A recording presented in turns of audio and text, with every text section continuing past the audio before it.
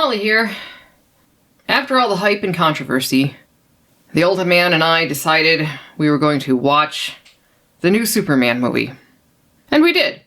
And then right after that, I said I want to watch that Superman Returns from 2006 with Brandon Routh. And, I actually really liked that movie. That's the thing. When Superman Returns came out in 2006, it was a letdown.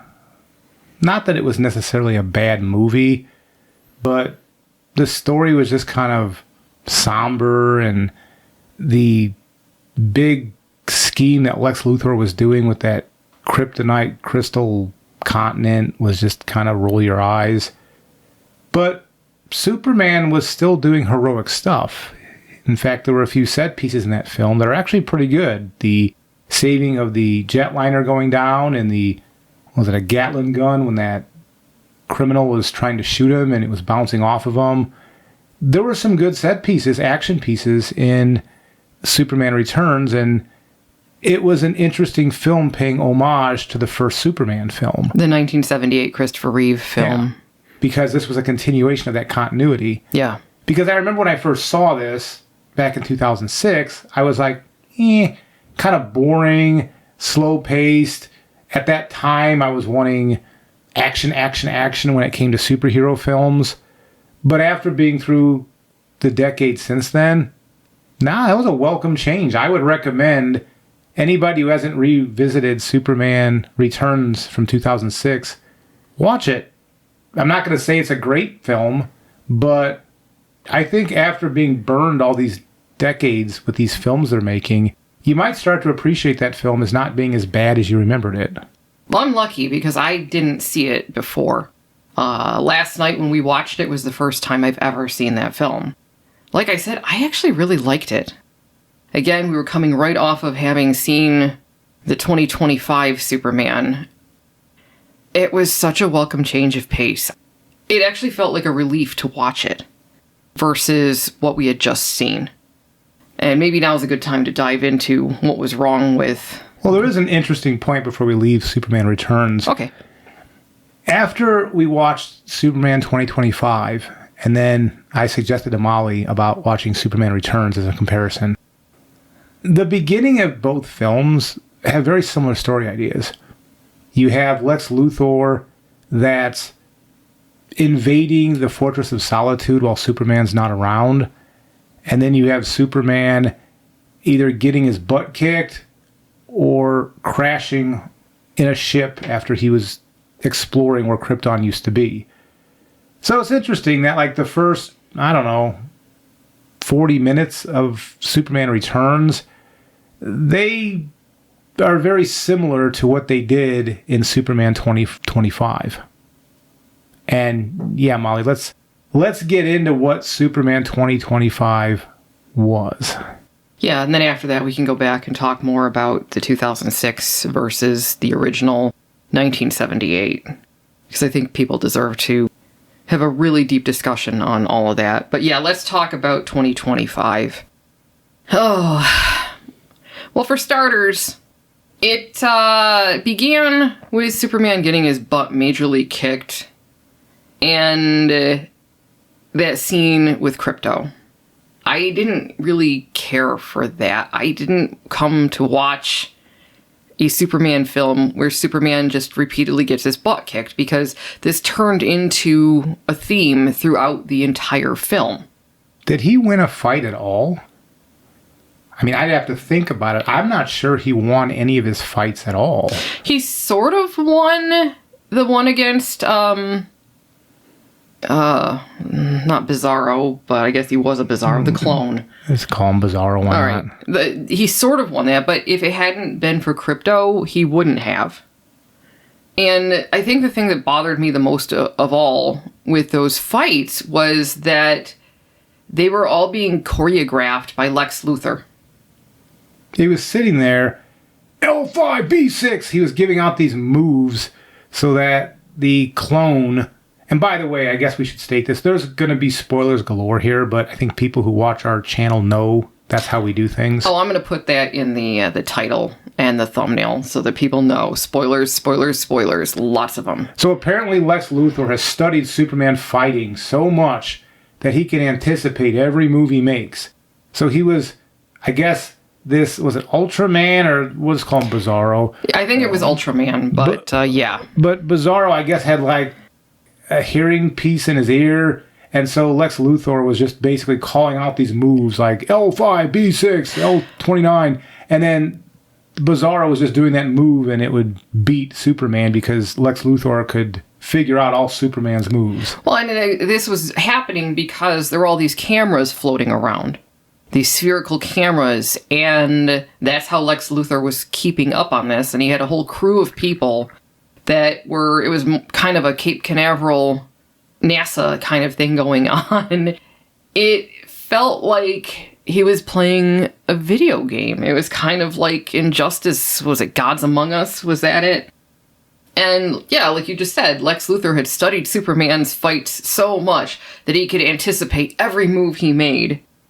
I used to like that Sherlock show that, gosh, that must have been at least 10 years ago. Benedict Cumberbatch. Yeah, the Benedict Cumberbatch version. And I really enjoyed the first few seasons of that. And this felt like that. This mastermind who is able to anticipate everything because he just has such an intense understanding and he studied it so much. Well, or that same franchise, but remember Robert Downey Jr. played Sherlock Holmes in those theatrical releases. Yeah. And there was scenes there where he actually was fighting. Yeah. And he was able to anticipate and figure out fighting styles that would beat opponents. Yeah. So it felt so much like that. Is now a good time to get into Lex Luthor himself? Well, I guess I just want to kind of preface the people listening and letting them know where we're coming from. We didn't read the comics. So we're not coming at this like we normally do on the channel when we cover Star Trek or any of the other franchises. Most of those, we're actually fans of the original source material, so we come at this from the source material point of view. With Superman, we are not comic readers. We are going at this from the pop culture representation of Superman, basically what normies would be getting throughout the decades. We're judging it by that, and specifically the 78 film, because James Gunn chose to use the Superman music modified for this film.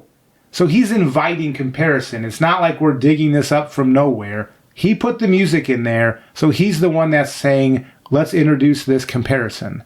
So if we do make comparisons to Christopher Reeve, it's because James Gunn invited us to do that. So I just wanted to make sure the channel knew where we were coming from. We're coming at this from a filmmaking point of view, not from a comic book fan point of view. And I'm going to include the animated series as well, because I do enjoy the Superman animated series. So I'll include, I guess, the visual video entertainment, film, and TV. Yeah, because when we talk about Superman, I think of the Fleischer animations from the 40s, which we'll talk about that in a little bit. Those, if you haven't watched those, you should. From an animation history point of view, those are really, really, really well done. And then I watched as a kid the George Reeves Superman serial, and then 1978's film and those lesser films that came out in the 80s, and then the animated series in the 90s, and then Superman Returns, and unfortunately the Zack Snyder Superman, and then where we are now. Oh, in Justice League, but that kind of rolls in with the animated series of Superman. That's kind of where our basis is, and I think most normies that didn't read the comics, if they're old enough, have gone through most of those iterations as well. So back to Lex Luthor. Oh, boy. This version of Lex Luthor seemed so young and so over-emotional. I don't know how he amassed such wealth or why anybody would follow him, because he seemed like a crazy person. Some people online were speculating that this was some stand-in for Jeff Bezos, including personality quirks. I don't know if that's true, but that's what people were saying, because I agree with you. I don't know how this man amassed any money at all. He didn't seem smart to me. He seemed smart aleck, but he didn't seem like he was any sort of master business person. And the actor, nothing against him, but he just seemed too young for this role. Well, who did he say when you were watching him afterwards? Who did you say he reminded you of? Stewart from Letterkenny. So if anybody has seen Letterkenny, you shave Stewart's head, and that's what you've got. This version of Lex Luthor. And I'm just going to say this, the character of Stewart on Letterkenny, even though he was supposed to be a meth head, he had more poise than this guy did, which is really sad. Because I think that would have been a much better Lex Luthor than what we got. Wayne from Letterkenny would have made a better Superman, but We'll get into that here in a little bit. Yeah, so I didn't really care for this version of Lex Luthor. However, that actor, I don't remember his name right now, but I think he would have made it, or would make, an excellent live-action Rusty Venture if they were going to do a live-action Venture Brothers. He'd need to be a little bit older, but maybe by the time they get there, he will be. Yeah. All they got to do is put the red beard on him, and you're good to go. Because I think he would have been excellent at that. But this, I didn't buy him as Lex Luthor. I just didn't.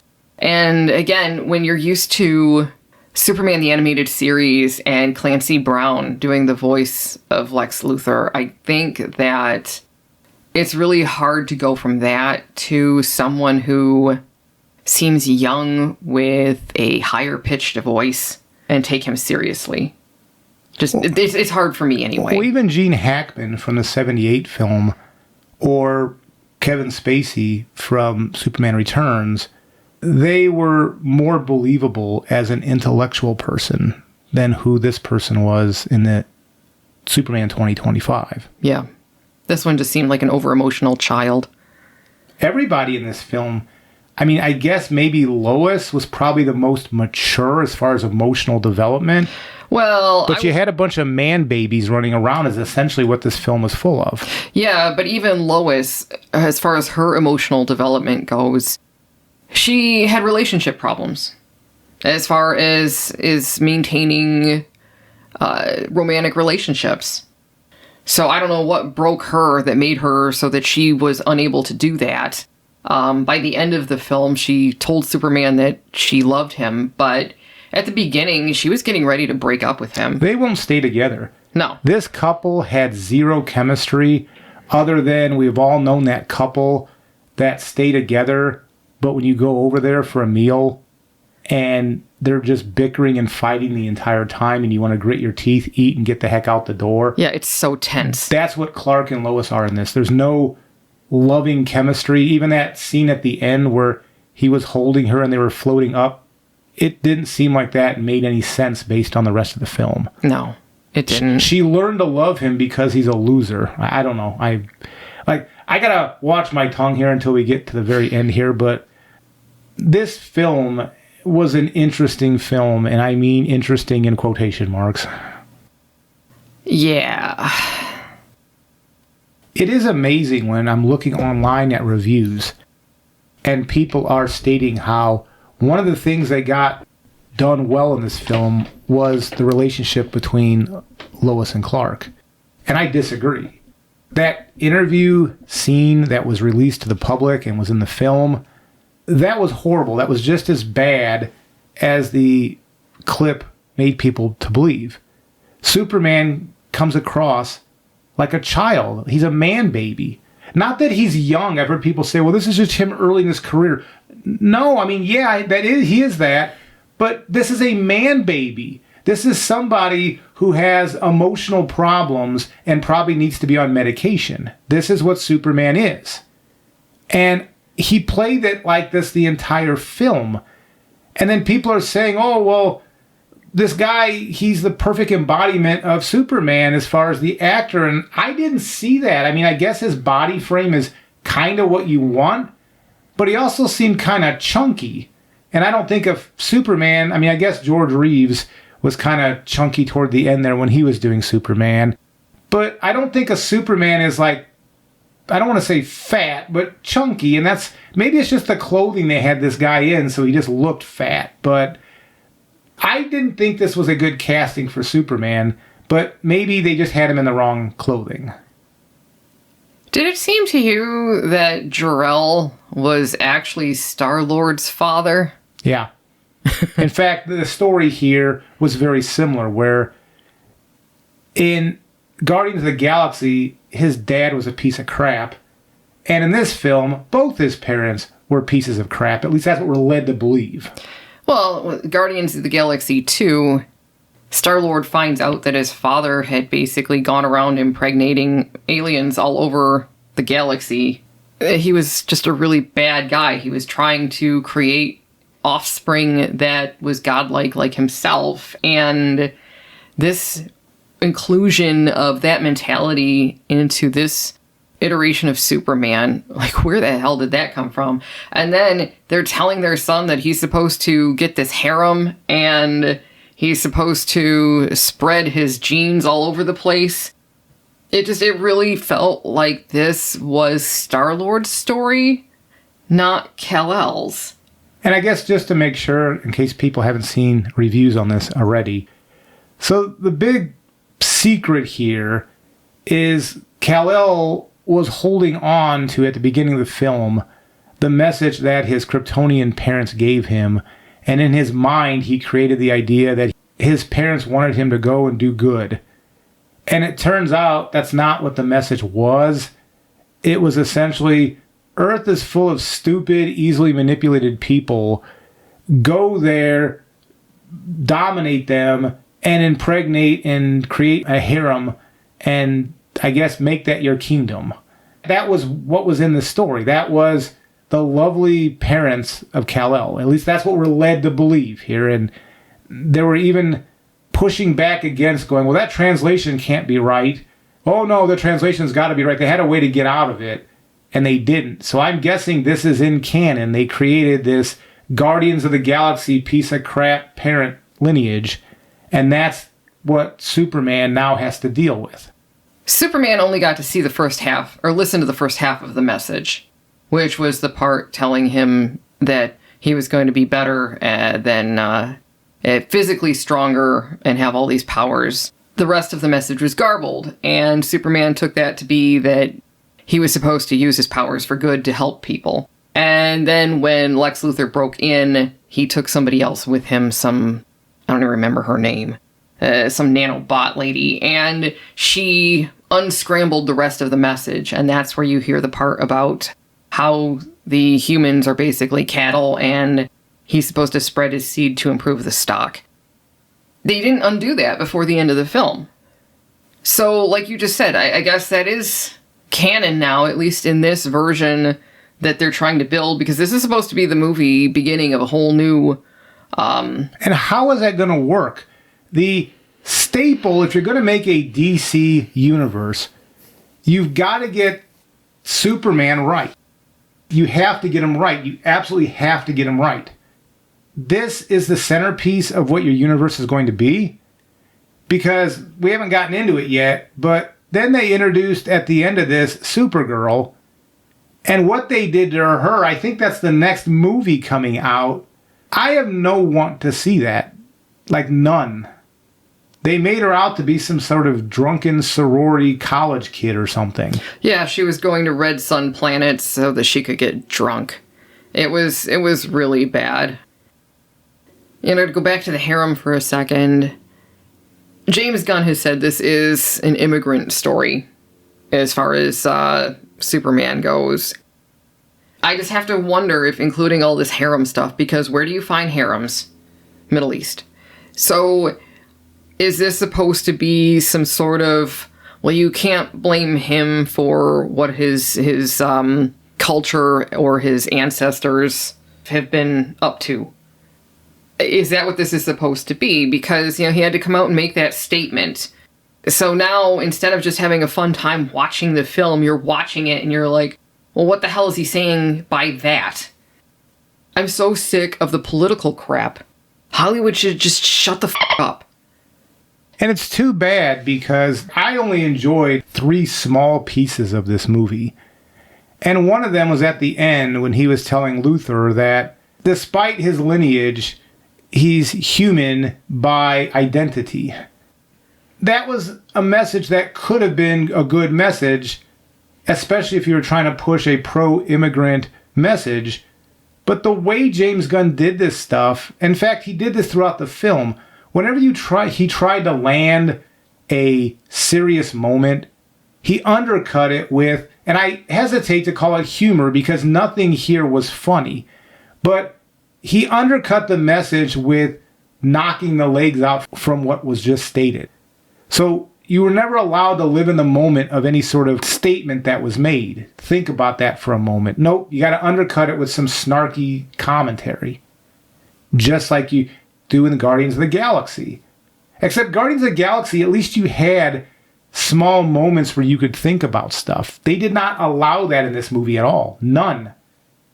There's nothing here to grab onto if you like any sort of serious drama.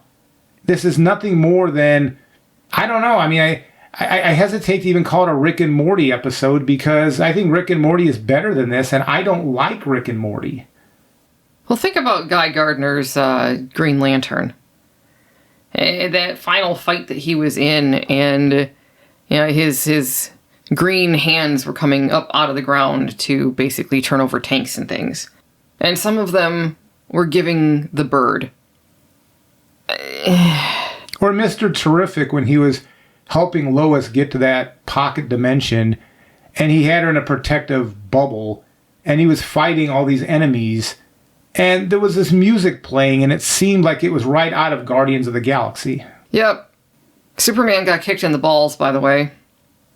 Not figuratively, literally. Yeah. And the thing is, and I know we've mentioned this on this channel many a time, we both enjoyed the early seasons of Hercules: The Legendary Journeys, which essentially is a similar character. He's the strongest mortal on the planet. And we watched that, as I call it, for the pro wrestling fighting. I mean, there's some story elements too, but the pro wrestling fighting in the early seasons is what I enjoyed. I'm just going to say, I guess being a dude, that's just what I like watching when it comes to just action stuff. And the fighting in this movie, Superman got his butt kicked left and right. If anything was saved, it was other people saving the day, not him. Yeah. Because the Green Lantern, he was the one when that kid was holding up that Superman flag asking for Superman to help. Superman never showed up. It was Green Lantern that showed up, and he said something like, well, Superman can't make it, you'll have to settle for an upgrade, or he said something like that. And that pretty much describes how Superman was treated in this film. And you know, that was a waste of Nathan Fillion. Mm-hmm. Because obviously he played Mal in Firefly. He was Captain Hammer. Very similar character, by the way, as far as just the attitude of what he was portraying. Yeah, in Dr. Horrible's sing-along blog. Yeah, it's a shame Captain Hammer didn't show up. Because he was a better character than this. And honestly, I think he would have fit in as Guy Gardner based on the research that I did from representations in the comics and also in animated series. I think that would have been better. But this was, I don't know what this was. Because on the one hand, I can see the similarities between Guardians of the Galaxy. It's impossible to miss that. On the other hand, Guardians of the Galaxy was so much better than this. I find it hard to believe that the same person who made Guardians of the Galaxy made this. This feels like somebody trying to imitate that. Well, what's interesting here is there's talk about a scene cut out where Krypto was abused, beaten up, punched. But what they did leave in here, there was plenty of animal abuse in this movie. Well, you know, that scene at the end where Krypto attacked Lex Luthor would have made a lot more sense if they left in at least a portion of where he was beating Krypto. I'm not saying that would have been good, but at least that other scene that was left in would have made more sense. And yeah, the animal killing, like, is it Mr. Terrific? Is that his name? But he killed this, was it a kaiju? The Godzilla-like thing. And Superman wanted to take him to an intergalactic zoo. I don't forgive Mr. Terrific for what he did. The way he killed that animal, it was disgusting. And when they were fighting it, they were like punching it in the eye and stuff because it was supposed to be funny that they were doing that. Was it? It was supposed to be funny. It was not. It was horrifying. I hated that. I mean, like, Fire of a Thousand Suns hated that. I'm so sick. And I mean, this is part of the reason why I stopped watching a lot of Star Wars stuff, because they went after animals too much. It is not okay to beat on and kill animals. It's just not. And I don't want to see that in Superman. It's disgusting to me. It's repulsive. I'm tired of this crap. And then you had all of those monkeys in the Pocket universe all being internet trolls. Anybody who doesn't like this apparently is just a monkey at a keyboard. Whatever. Yeah, that's a literal thing, not figurative. According to James Gunn, there are monkeys in a Pocket universe sitting at typewriters. That old adage about if you give monkeys enough time, it's something similar to that, except these monkeys, instead of writing Shakespeare, they're just posting on the internet. They're going, I guess, to Rotten Tomatoes and review bombing or whatever. Social media somehow, yeah. And that just, honestly, I was kind of indifferent about this film. I didn't like it, but now that we're talking about it, I'm actually starting to get angry. Yeah, because I know Molly was liking's being too kind. When I give my final review, it's much lower than what Molly originally had. There was one scene that I actually enjoyed. One. That was when Crypto showed up and started attacking Lex Luthor's cameras. I apparently enjoy watching animals destroy toys and things. Well, the payoff there was, earlier Crypto was described as like destroying things left and right. And so, because Lex Luthor was using these cameras so that he could see what Superman was doing and predict his moves and then do L5B6, the whole point being is that as Superman was yet again getting his butt kicked, that Superman realized if he got Crypto to show up, that he would do what Crypto does and he would eat the cameras, like destroying a dog toy or something. And that was supposed to be, I guess it was the closest thing to funny in the episode. Yeah, because then Superman whistled and Crypto showed up and he just destroyed all of those cameras, just grabbed them and just destroyed them. That actually made me laugh. That was the one and only time in that whole film that I laughed. The only time. And that lasted for, 5 seconds? If we go back to Clark's foster mother and father, adopted mother and father. His adopted parents, yeah. Yes, let's definitely talk about that. Where were they supposed to be from? I know Kansas. It said at the beginning of the film, it said Kansas. Because when we saw the trailer originally, we thought that Ma and Pa Kent actually lived in a trailer park. Luckily, that was not the case, but it wasn't too far from it the way they portrayed them. And Dad actually, one of the other moments I enjoyed is when he was talking to Clark. After Clark was sitting on the bench eating a bowl of cold cereal, which I just rolled my eyes at that. But Dad was giving a message to Clark about it's not really important where you came from as far as your parents. It's about what you do and who you are. You define who you are. And I thought that was a good message if it wasn't in this movie.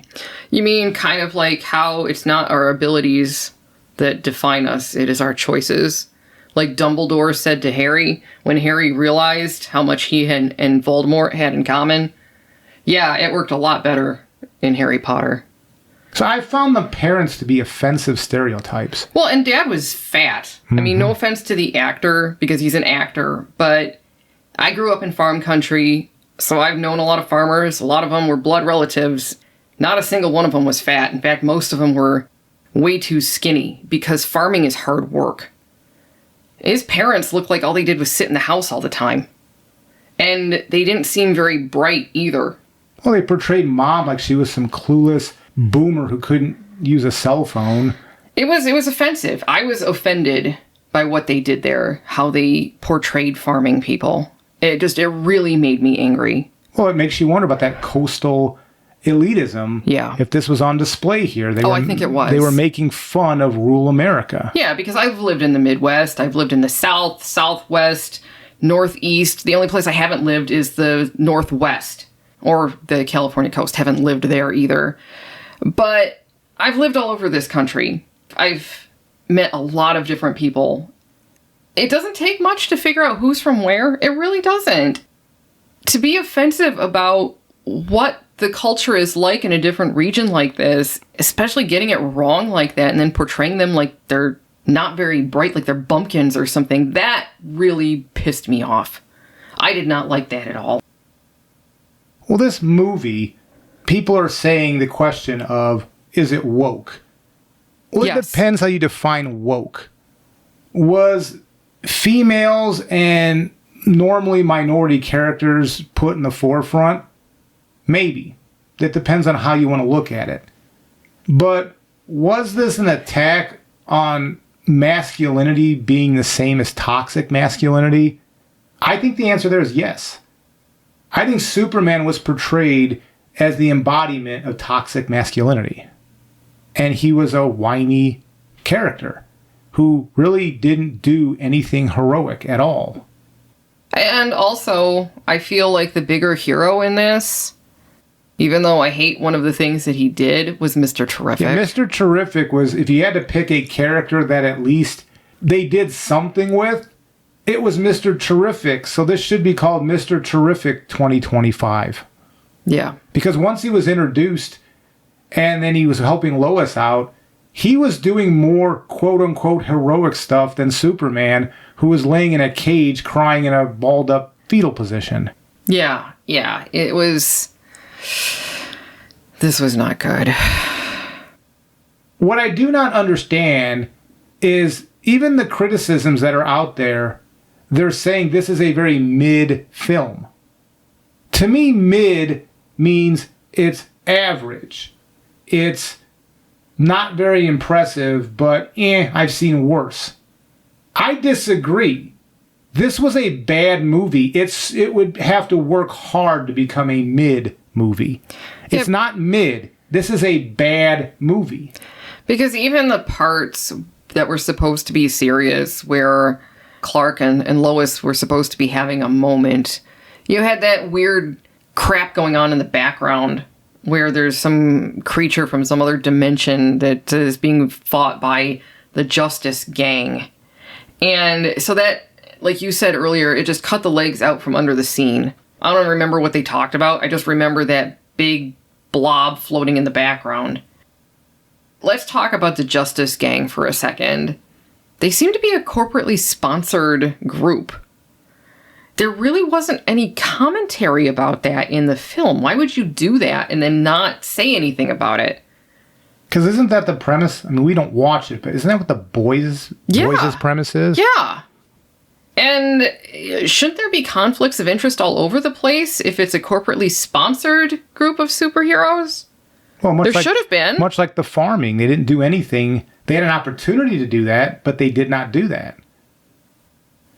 I don't even know whatever messaging was in here. I don't even know what to come away from. This was one of the worst movies I've ever seen when it comes to this amount of money that they spent on the picture. Because I could argue, yeah, if you want to watch some movies that were made on a shoestring budget, I can find worse films than this because there's some really bad ones out there. But for the amount of money that was spent on this film, this is easily the worst film I've ever seen based on that. And remember how at the beginning you thought there was actual social commentary with Lex Luthor's girlfriend and all the selfies? Yeah, because that's what I thought originally when there was a fight happening outside a skyscraper window, and she was there. She kind of had like the kind of a Claire outfit from Clueless, and she had her cell phone, and she was doing what those people do on social media where they go into dangerous situations and put a selfie with something dangerous behind them, like a bear or something. And so I thought James Gunn was making commentary about that, but he wasn't. She was doing that for a purpose, I guess, to blackmail Lex one day if he decided he wasn't going to be nice to her anymore. Oh, it was to destroy him so she could get away from him. She actually turned out to be brilliant at the end because all those selfies, they all were taking pictures of incriminating evidence against Lex because she knew that his previous girlfriend he'd thrown into prison in the Pocket universe, and she didn't want to end up there. So she was gathering information on him to bring him down. So she was actually a genius, this woman who appeared to be an absolute bimbo. Which, in any other time, I think I would have appreciated that. But I didn't here. Because it felt like it was taking all of those social media influencers who behave like complete morons, and it felt like it gave them a pass. They are not the geniuses that this girl was. Yeah, because I thought they were going to make commentary about there's really dangerous stuff happening out there, and what are you doing screwing around on your cell phone? That's what I thought, because that happened at the beginning of the film, and I thought it was going to be a running gag throughout the film, so I thought we were going to get some social commentary there. Nope. No, like this was a horrible, horrible film. Just awful. And like the old man said, we aren't comic book readers, so I don't know what was in the comic books. But I do know that this was the antithesis of the 78 Richard Donner film. I liked that 2006 Superman Returns. Although that did have abusive animals in it. With the dog. And I know you didn't like watching that. I did not like that. Yeah, so that is something that I definitely would have cut out the 2006 version. That, as far as I'm concerned, was unnecessary. I think they were trying to show just how bad Lex Luthor is, or was.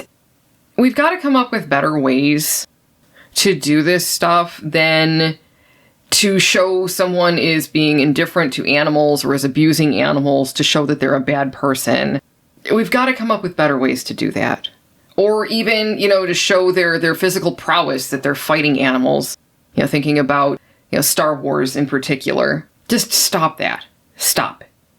We're past that. Or at least we should be. And there are people defending this film, saying, well, this is a callback to like the Silver Age or one of the older ages of comic books. And I don't know, maybe it is. I don't know. I didn't read the comics. But this movie is on the same level as the 1980s films Superman 3 and Superman 4, The Quest for Peace. So what, if we add Nuclear Man and we add Richard Pryor making kryptonite with cigarette tar and drunk Superman at a bar and then going to a junkyard and beating up himself in a really cringy, I don't even know what to call that. I mean, that had humor in it. Remember when Richard Pryor did all that computer hacking and you had that crosswalk sign that went up in the other crosswalk sign and started punching the other icon out? This is the level. I'm not exaggerating. This film fits in with Superman 3 and Superman 4 from the 80s. If you liked Superman 3 and 4, then you'll probably like this movie because it has the same type of mindset. And I would argue those movies are what killed the Superman franchise, where the cinematic version of it was dead, and only because the Batman animated series took off was the Superman animated series able to re-establish itself. And then it ran into Justice League, and then, Man of Steel came like a decade after that. But you'd have to get along with Superman 3 and 4. Superman 3 had Lana Lang. So, if it's just a matter of bringing old characters into it, if somebody's going to say, well, this movie here had bad haircut Green Lantern and Mr. Terrific in it, well, Superman 3 had Lana Lang in it, right? That's a comic book character. Maybe there's more to it than just whether it has legacy characters. I've heard people, even when they criticize this film, they're still defending it and bringing in some sort of, well, it was trying to do this era of comics. And I don't see it doing any era of comics unless you're going to say Superman 3 and Superman 4 were doing a certain era of comics. And if you haven't watched those films, watch them. Now, I'm not recommending them. They're bad films. But Superman 3, watch Superman in the bar getting drunk. Watch that. See how awesome that is. And then watch how when he's walking down the street and that kid is, well, Superman, you're just having a bad day. How embarrassing that is. Also imagine if you're a comic book fan, because I've experienced this as a Star Trek fan, remembering when people used to make fun of my franchise, and then it became mainstream, and then people were bragging about it. But it changed what it was. Comic books now, Superman is a joke. This movie made Superman a joke to be laughed at, not much different than drunk Superman in Superman 3 that fought himself in the junkyard. and then fighting Nuclear Man on the moon in Superman 4. Rolling your eyes. People made jokes about how bad that was for decades to come. When you look online and they talk about Superman 3 and 4, they usually don't do it with reverence. That's what this movie, it fits in with that era of movies. Except I would argue this possibly is worse than that because this had more money spent on it. Yeah. So I don't get the people defending this at all. There's nothing here I'm going to give any credit for. And when you look on our channel and you look at the reviews we give, we usually try to pull something out of something to say, well, there's a positive here and a positive there. I think Molly said that the crypto eating the cameras was the highlight. I roll my eyes a little bit and go, yeah, I think you're right, but that's still not that good. I am truly surprised, even when people are criticizing it, but they give it a 5 out of 10. It's mid. 5 out of 10 would be in the middle between 1 and 10. No, it's not a 5. This is not a 5 at all. If I had to give this a ranking, it would probably be a 2 out of 10. And I'm being kind with the 2 because I think these actors can do better than this. We've seen Captain Hammer and other things. So if he does better things, I'm sure the other actors can do better things. So I would give this a 1 out of 10, but I'm going to give it a 2 just to the potential of they had an acting cast here that could have done a better performance, but they did not. So my ranking is a 2 out of 10. And I'm being extremely kind by giving it that. And I don't get these people calling it mid. Being mid means you're average. You shrug your shoulders and go, it was neither good nor bad. It just kind of was whatever. What do you give this, Molly? I know you had it at a higher rating than I did, but after the review, did you change your mind any? Yeah, after thinking about it, I'm going to give it a 2 out of 10 as well. Honestly, I think there was miscasting across the board. I don't think if I had been the casting director, I wouldn't have cast any of these people in this film. Maybe the exception of Nathan Fillion, but then I would have rewritten that character to be a little bit less stupid. I mean, from what we researched in the comics, because we did a brief research, again, I'm not trying to flex like we're comic experts, we're not. But that Green Lantern wasn't an idiot.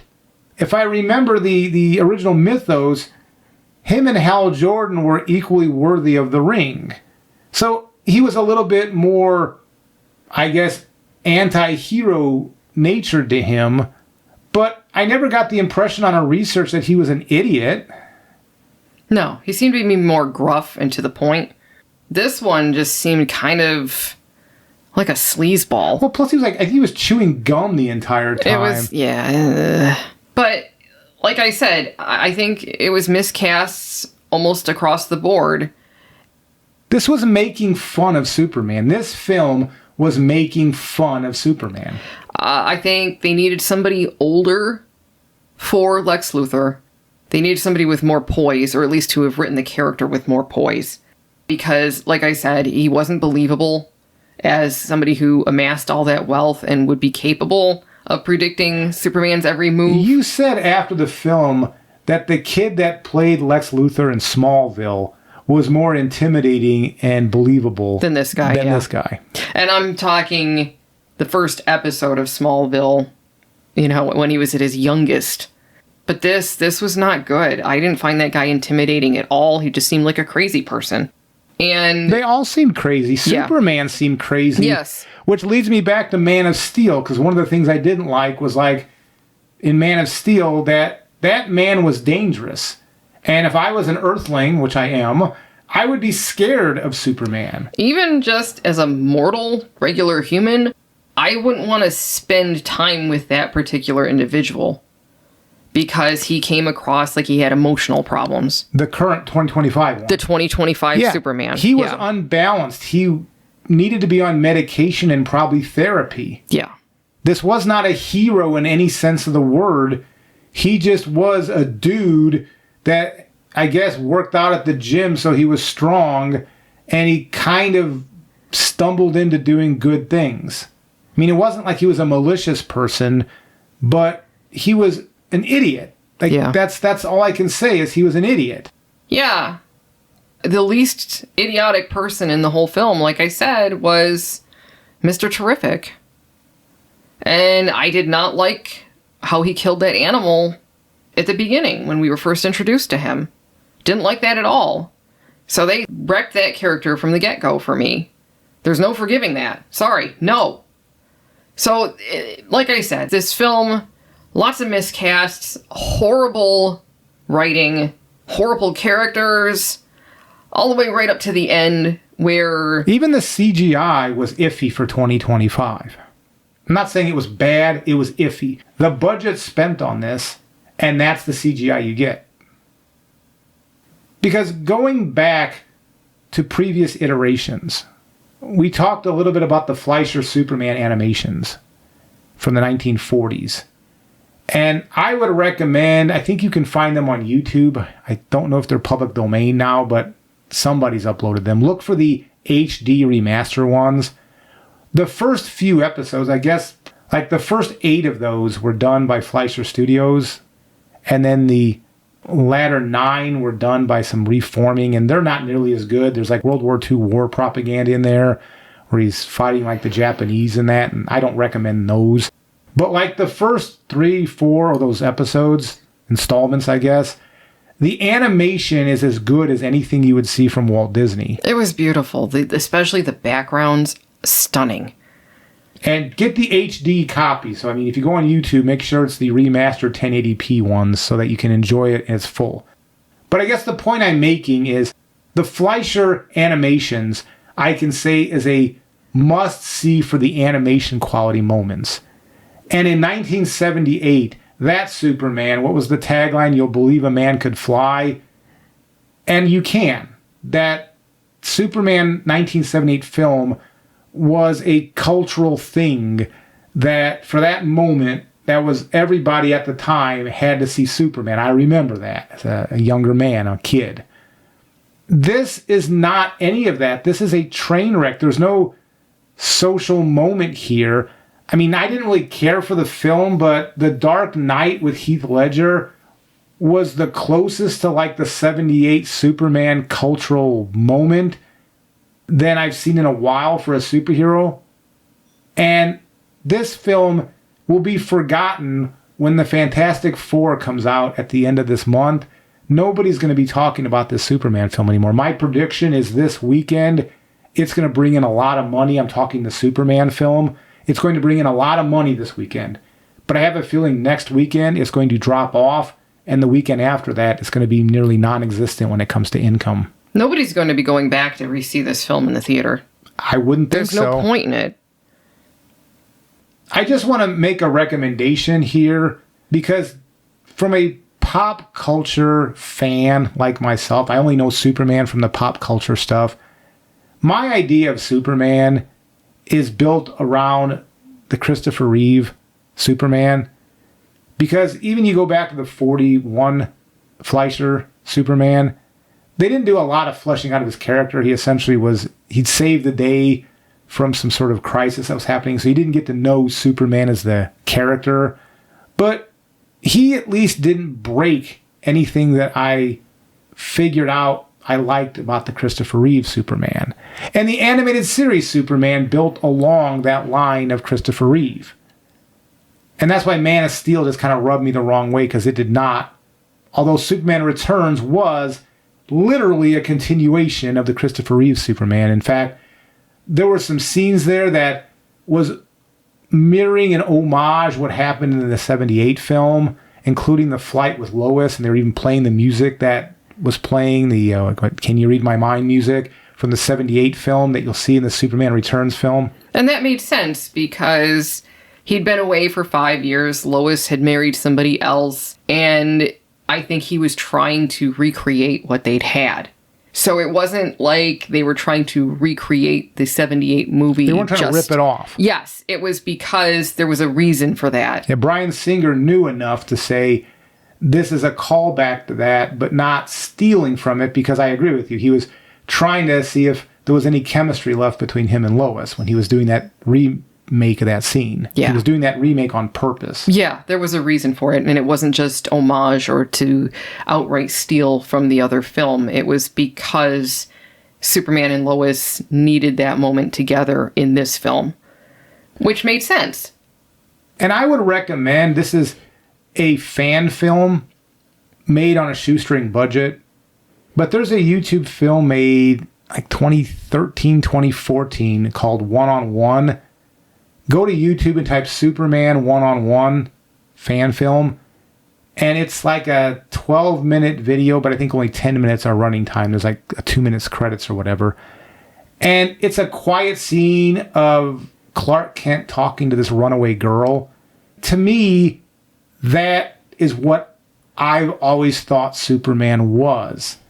As far as the calm, they only need to see what was it Jor-El said? They need a light to show them the way. And that's what he was doing in that fan film, is this girl was confused. She was running away, and Clark Kent was giving her advice, but not overt advice. He was just kind of showing her the right way to go. And that 10-minute fan film felt more like I was dealing with Superman than this 2025 film. Yeah. And I don't understand how that can be. I just don't understand. I think this movie was making fun of Superman. I think it was making commentary about toxic masculinity, and not in a good way. This is a woke film. It was done a little bit less in your face than some of the other stuff that's just right out there. But this was woke. Like, people are saying this was not woke. I don't know what they're talking about. And it was full of political commentary. Yeah. Because that one country invading the other, one with all sorts of tanks and weapons that they got from Lex Luthor, and invading that country where the villagers basically had pitchforks to fight back with. It was very obvious what they were trying to say. So anybody who says, well, this wasn't woke, oh, okay. Because as far as I'm concerned, wokeness also includes inappropriate places to insert politics. To me, that's what it means these days. Because this is all political. This was political. And I didn't care for it. Hollywood needs to stop doing that, because when they do it, it's so superficial. The part especially where part of the plan was Lex Luthor wanted territory in this little country where he was going to set up his own kingdom and make himself king. That's political. That was very obvious, the allegory that they were going for there, especially given that no kings thing that happened a few weeks ago. And I'm not saying one way or the other the way I feel about that, but it's so inappropriate. I go to the movies because I want to escape all the bullshit that's happening now. I don't want it thrown in my face some more. What do they want me to do about all this shit? There's nothing I can do. I'm just one person sitting here wanting to just feel good for 2 hours to get away from this shit. And they won't even let us have that. Well, that's the thing with as dark as the world is right now. If they would have made a thoughtful movie, a hero inspiring other people to be better people, that's a messaging we need now. Yeah, because I hear all these people saying, oh, it brought hope back. And it's like, where? What, because Guy Gardner showed up and actually helped those people? I guess Superman inspired him to do that. That's the hope. The 1 minute scene where he does that, and that's supposed to be the hope of the whole film. Mr. Terrific, what was his explanation for why he was helping Lois? To piss off Green Lantern. That was his motivation. It wasn't to do the right thing. It was to piss off Green Lantern. That's not hope. I agree. That's spite. People are saying there's hope in this film. Where? Like, I left this film feeling despair and feeling not very good about the future of humanity after walking away from this film, especially after that Supergirl ending scene where she came in like a drunk sorority girl after a long night. They're making a film around her, around this character, around this Supergirl. God, I hope not. And I can only imagine the type of horrible messaging that's going to be in this, especially if young girls want to go see this. Because like it or not, and I didn't really care for the CW series, but at least that Supergirl, at least the beginning, the first season of that series, I could see why a little girl would want to watch that. Because that was a role model for her. And honestly, in that first season or two, I didn't mind the series so much, more like the first season. because I didn't like those CW shows, but I gave them all a chance. But that Supergirl was a much better role model than what came in here. Yeah. That's why I think James Gunn hates the DC Universe. I think he hates Superman. That's not much different than what's in charge of these franchises currently. Going back to the Superman Returns 2006 is interesting because before Superman Returns 2006, Bryan Singer worked on the X-Men film from 2000. And I think he did the second film too. I'm not 100% sure, but he certainly did the first one. So they had somebody who worked on a Marvel property. Again, I think back then the X-Men were owned by Fox. But he worked on a Marvel property, at least as far as comic lineage goes. And then the DC snagged him to make a DC film, Superman Returns. Well, that's what happened here. You had James Gunn, who's known for the Guardians of the Galaxy, and then he was grabbed for that second Suicide Squad, but then he was also grabbed for the Superman film. So there are parallels to be made with that 2006 film. Except I think the 2006 film holds up better in hindsight, because I also didn't like the 2006 film when it first came out. I didn't hate it like this, but I didn't like it when I finished watching it. But now, 20 years later, I go back and I'm like, that film's actually not bad. I mean, it drags in places, but I watched it again with Molly and I did not hate it watching it. I can't imagine in 20 years, if I'm still around, if anybody's going to look back at this and go, man, I was being too hard on that James Gunn film. Because there's nothing here. There's nothing here to say they can build on. They've got a solid foundation for the DC new universe. Where? Drunken Supergirl? Superman that needs to be on some sort of medication that's always flying off? You were mentioning this a little bit, that what this film, the way these characters acted, all overly emotional and erratic, it reminded you of some of the worst of the anime features. Where some of the bad anime, you have these overly emotional people yelling and screaming and having their mouths opened up and spit flying out of their mouth and just being overly emotional. Mm-hmm. And that's what this film was, like a live action anime, bad anime, because there are good animes, but I'm talking a bad anime. Yeah. It really reminded me of the stuff that was popular in the United States, about 25 years ago. Yeah. I don't know. Maybe that's what Gen Z expects, is that kind of stuff. I don't know, but it reminded me of that, and that wasn't a good thing. This Superman, if you line them up in a reunion comic book convention, this Superman is the Scrappy-Doo of Superman. I would rather watch Man of Steel again than watch this again. Because at least Man of Steel, Molly mentioned this when we were making the comparison last night, at least they acted like adults.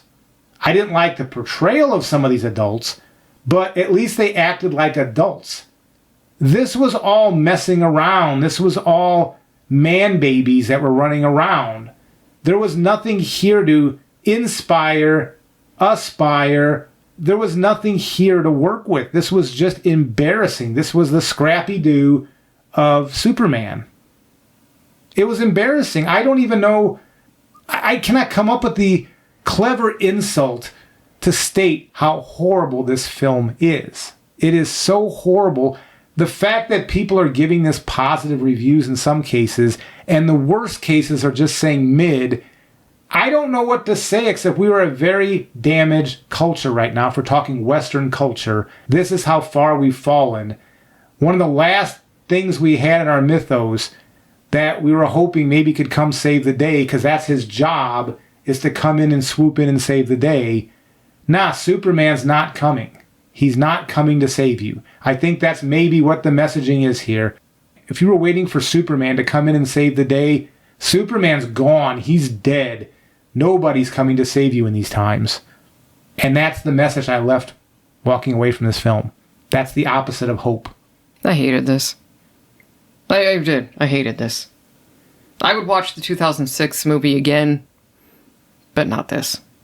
There were some good set pieces in that. I would watch him saving that jetliner again, or that Gatling gun bouncing off of him, or even at the end there when that island was causing earthquakes as the continent was forming, he was going through Metropolis saving people, catching things falling from the sky. He was doing heroic stuff. In this film, despite what anybody might say, oh, old man, Superman Returns, that was just kind of a low point, very mid, speaking of mid. Maybe. But at least he was doing heroic stuff. You gotta give me that, right? Yeah, because at one point the planet off the top of the Daily Planet building fell during that earthquake. And the scene where he caught that just before it hit the ground and saved all those people, that was actually a really good scene. The pace was good, just the payoff was good. The expressions on the people's faces, that was good. It was great, and I didn't get anything like that in this 2025 film. No moments, no anything. No. And I don't understand. I just do not understand how we've reached this point in our society where not only are they making bad films, because that's just something to keep an eye on, and most people online are talking about that now, but the part that gets me, there are still people defending or mitigating the damage that's being done by stripping these properties of their qualities. We've been on this channel, if you go look at our channel history, the videos we've made here, if you're a new subscriber, you're going to see when it came to the Star Trek stuff, we were not kind, although we tried to look at positive things they were trying to do. But we were not playing a game here about, well, we're going to just only talk about the positives. Because we used to watch Star Trek. I watched it in its TOS original form. That was my first introduction into Star Trek. The other iterations have all been lesser iterations ever since TOS. I do not understand, if somebody is a Superman fan, it must be that what's been portrayed in pop culture to us, because that's all we really know is the pop culture stuff, that must not be indicative of what Superman is in the comics. He must be a silly, goofy, not to be taken seriously comic history. Because that's the only thing I can think of when people say this is bringing up comic lore and it's true to comic lore. Then Superman in the comics must be a fool. That's all I can say. Is that's if people are saying that, he must be a fool. And that the pop culture people tried to form something that wasn't a fool. So if you're a comic fan and you like following being a fool, you keep following being a fool. I think one of the problems, and I noticed this when I watched the 2006 version last night, because people have been complaining that this 2025 version, truth, justice, but where's the American way? And then we watched the 2006 version, and they said truth, justice, and the other stuff. So they left out the American way. And then we were watching this reaction video of a father and son watching the original 1978 film. And when it was Truth, Justice, and the American Way, they had a bit of a reaction to that. Well, they weren't American. So that was a little bit weird for them. I think what part of the issue is, and I think the 2006 version, I think that suffered from this a bit as well, is these films are being made for international audiences, not for American audiences. So the notion of the American way was stripped out. And people say that, well, the American dream is dead, that, we just gotta let that go. I disagree. It's been stripped out. If we chose, we could put it back. You could get those comic people saying, because I think the American way mantra wasn't added until, I think, the 1950s, I think. But again, we were basing our stuff on what the Christopher Reeve movie was doing. That's like our origin story, is the 78 Christopher Reeve movie, as far as pop culture goes. Yeah.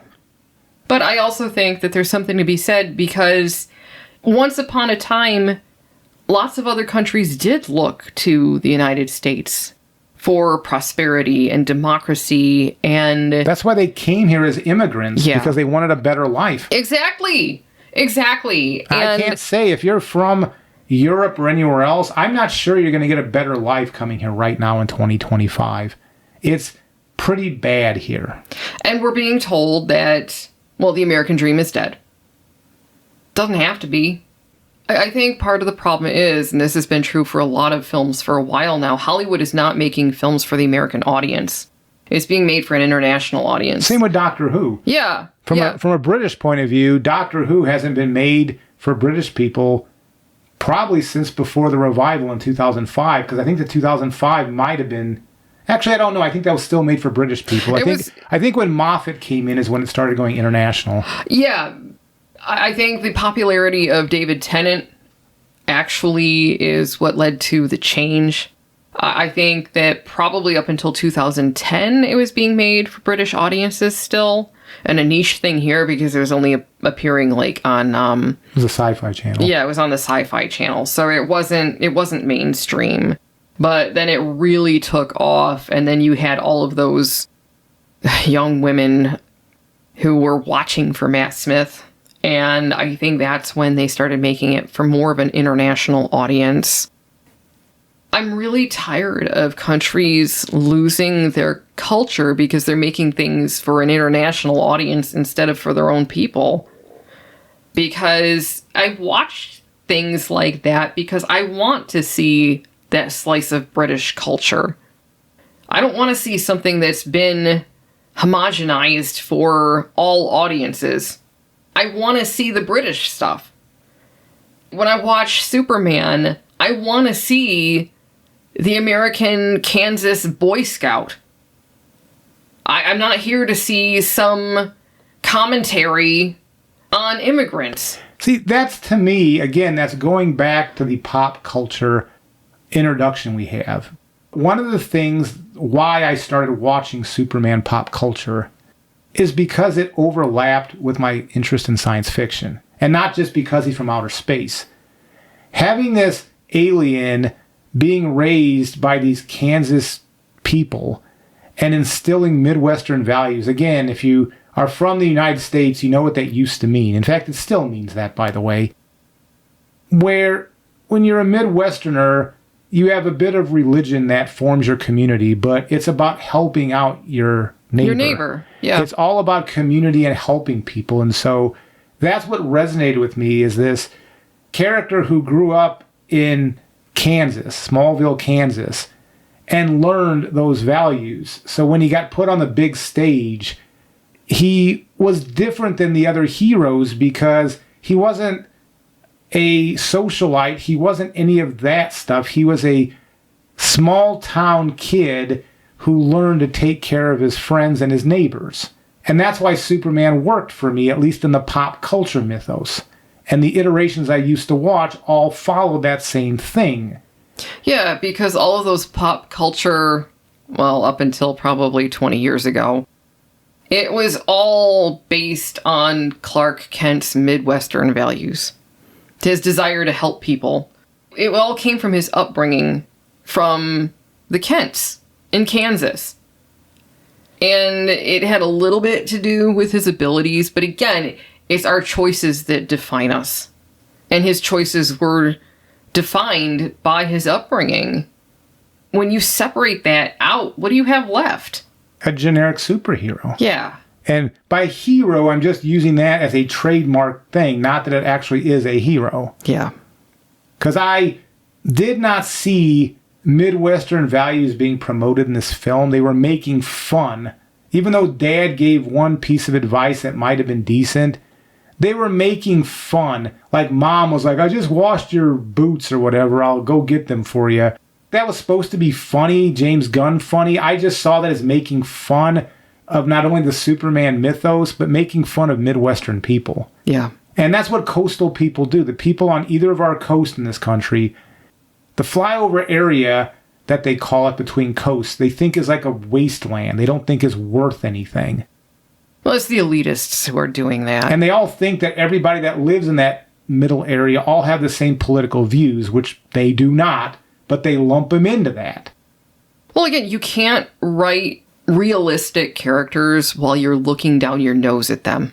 And that's what we got. We got these unrealistic caricatures, these stereotypes, and it was awful. It was offensive. That was one of the reasons we liked the first season of Superman and Lois, the TV series. because they set the family back in Smallville Farm, and it was about small town stuff. Now, it changed from there. I'm not going to recommend that entire run because I have issues with that series. But that first season of Superman and Lois, we on our channel recommended it because it did have a Smallville, let's go back to Kansas type setup, and it touched on something inside of us that reminded us of why we like the Superman pop culture mythos. And we did do a review of the first season. It was an overview of the entire first season, just one video. So if you're interested in our commentary on that, definitely look for the Superman playlist. Overall, would I recommend this movie? No. Not even for laughs, not even for let's get together and rip on it. No. This is a bad film. It's not mid. It's not anything that I can in any way say, well, if you look at it this way, like an asylum film, you can watch an asylum film, and as long as your brain is in that mindset, you can enjoy it. There's no mindset you can put yourself in to watch this film and enjoy it. This is a horrible film that smears Superman, makes him a fool, and I would argue has all sorts of subversive messages. That is not anything that you would want to take your kids to. I definitely do not take your kids to go see this. This is not something I think you should show children. When it goes out to the streaming services and it's available to rent, don't rent it in front of your kids. I would not recommend your children watch this. Yeah, Lex Luthor actually shoots somebody right in the head and kills him. So, yeah, don't show this to children. It wasn't good. Given that, do be aware that next week is when our lovely Strange New Worlds from Star Trek starts back up. So those of you who have been sticking around the channel waiting for us to do that, starting next weekend, that's what we're going to be doing. Yep. So, I guess all in all, don't watch Superman 2025. If you really want to watch some Superman and you haven't seen it, watch the 2006 Superman Returns or go back and watch the 1978 version. Yeah, I would recommend, if you haven't seen the movies in a while, here's what I would recommend. Go back and watch the 78 Christopher Reeve movie. Skip the rest of it, because despite what the internet says, I don't think the second movie's all that great. Even with the Donner cut, I don't think that fixes much. So watch the 78 film, then watch the 2006 film, because honestly, the 2006 film is like a direct sequel to the first film. Watch those two things if you haven't watched them in a while, or if you've never watched them. Look for 78 Superman, then jump right ahead to 2006 Superman. And like I said, look on YouTube, look up the fan film One-on-One. It's a 10-minute watch. I think you'll leave that film feeling good inside. There's no action, there's no fighting. It's just Clark Kent on a bench talking to somebody. Very low-key YouTube video, but to me, fits in nicely with those first two big production films we just mentioned. I think it captured the essence of what Superman used to be in pop culture. Also, if you haven't watched it and you're into animated stuff, Superman the Animated Series from the 90s. Yeah, Bruce Timm, I think, was the producer on that. Yeah, I didn't care for how it ended. I really didn't like the two-part ending, but I thought the rest of the series was pretty solid. He was a hero for most of it. Yeah, so that's worth watching, most definitely. The Fleischer 41 first 8 animations, we would recommend highly watching those, but get them in the HD quality because you really have to enjoy the animation. There's not much to story. In fact, dialogue, there's barely any. And the Fleischer stuff is available on YouTube for free, so that one's an easy one. But personally, I didn't care for Man of Steel or any of the rest of those, so don't watch those either. Batman. Ugh, no, I didn't like any of those. The Justice League stuff, nah. And I don't recommend Superman 2025 either. By Justice League, I mean the Zack Snyder Justice League. The follow-up to the animated series Justice League, early 2000s, I would recommend that. Yeah. Yeah, but this, no. Don't watch this. Don't waste your money. Don't waste your time. There are better things you could be doing. This isn't worth it. This was not good. That's all I have to say about that. So until next week, when we're talking about Strange New Worlds, take care.